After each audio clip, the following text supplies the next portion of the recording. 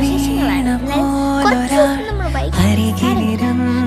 അന്നത്തെ lighting show അടിപൊളിയായിരുന്നു, especially ആ സ്റ്റാറിൻ്റെ മെയിൻ അപ്പം നമ്മളിങ്ങനെ അടിപൊളിയായിട്ട് നല്ല ഇതായിരുന്നു. പിന്നെ ഫ്രണ്ടിലത്തെ ഇത്തവണ പക്ഷെ കഴിഞ്ഞ വർഷത്തെ കുറെ കൂടി ഇഷ്ടപ്പെട്ടായിരുന്നു.